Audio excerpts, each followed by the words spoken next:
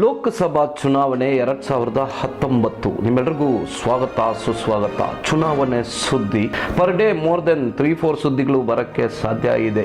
ನಮ್ಮ ಚಾನೆಲ್ ಅನ್ನ ಸಬ್ಸ್ಕ್ರೈಬ್ ಮಾಡ್ಕೊಳ್ಳಿ. ಇವತ್ತಿನ ಸುದ್ದಿ ನೋಡೋಣ.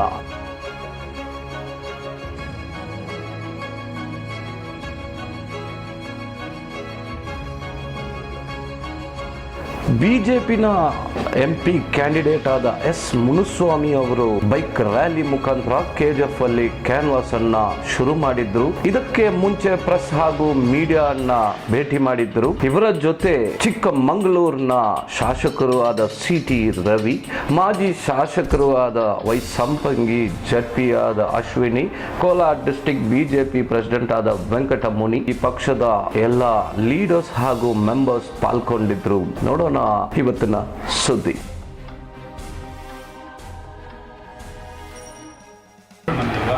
ಮುನಿಸ್ವಾಮಿ ಕಾರ್ಪೊರೇಟ್ರು ಸರ್ ನಮ್ಮ ಜಿಲ್ಲೆ ಹೊಸಬ್ರಲ್ವಾ? ನಮ್ಗೆ ಜಿಲ್ಲೆ ಹೊಸಬ್ರಲ್ಲ. ಮುಖ್ಯಮಂತ್ರಿ ಆದರೆ KGF ನಾ ದತ್ತು ತಗೊಂತೀನಿ, BGM ಸಮಸ್ಯೆ ಬಗೆಹರಿಸ್ತೀನಿ ಅಂತ.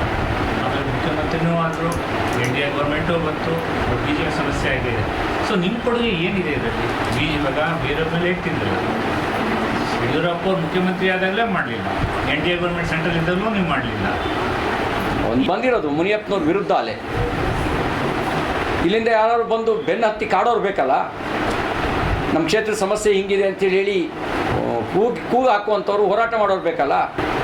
KGF ಕ್ಷೇತ್ರದಲ್ಲೇ ಹಳೆ BJP ಅವರು ಯಾರು ಆಗ್ತಾರೆ ಅಲ್ಲ, ಇದು ವಿಧಾನಸಭೆ ಎಲೆಕ್ಷನ್ ಇಂದ ಸ್ಟಾರ್ಟ್ ಆಗಿದ್ದು. ಜಿಲ್ಲಾಧ್ಯಕ್ಷರಿಗೆ ಎಲ್ಲ ವಿಷಯನೂ ಗೊತ್ತು.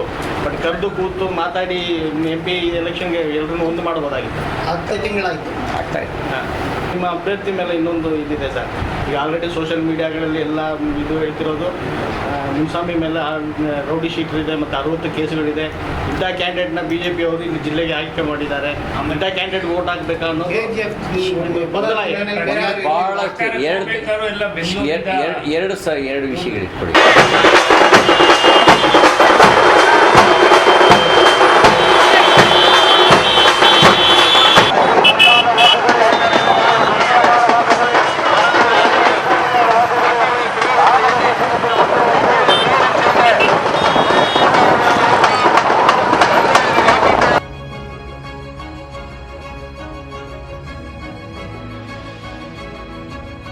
ಕೋಲಾರದ ಸಮಸ್ಯೆಗಳಿಗೆ BJP MPಯ ಮೂಲಕ ಪರಿಹಾರವನ್ನು ರೂಪಿಸುವಂಥ ಕೆಲಸನ ನಾವೆಲ್ಲರೂ ಸೇರಿ ಮಾಡ್ತೀವಿ.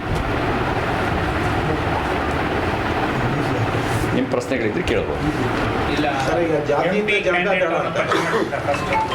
ಪರಿಚಯ ಮಾಡ್ಕೊಳ್ಳಿ ಫಸ್ಟ್. ನೀವು ಹೊಸಬ್ರು ಬಂದಿಲ್ವಾ? ಮುನಿಸ್ವಾಮಿ ಕಾರ್ಪೊರೇಟ್ರು ಸರ್ ನಮ್ಮ ಜಿಲ್ಲೆ ಹೊಸಬ್ರಲ್ವಾ? ನಮ್ಗೆ ಜಿಲ್ಲೆ ಹೊಸಬ್ರಲ್ಲ. ತಪ್ಪು ಮಾಹಿತಿ. ಹೇಳಿ.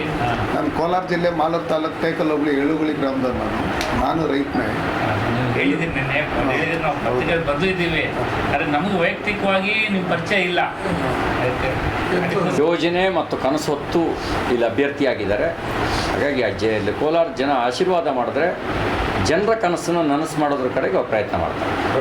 ಬಯಸತಿ ಸರ್, ಈಗ ಯಡಿಯೂರಪ್ಪ ಅವರು ಅವಾಗ ಬಂದಿದ್ದಾಗ ಇಲ್ಲಿಗೆ ಒಂದು ಆಶ್ವಾಸನೆ ಕೊಟ್ಟಿದ್ದರು, ನಾನು ಮುಖ್ಯಮಂತ್ರಿ ಆದರೆ KGFನ ನಾನು ದತ್ತು ತಗೊಂತೀನಿ, BGM ಸಮಸ್ಯೆ ಬಗೆಹರಿಸ್ತೀನಿ ಅಂತ.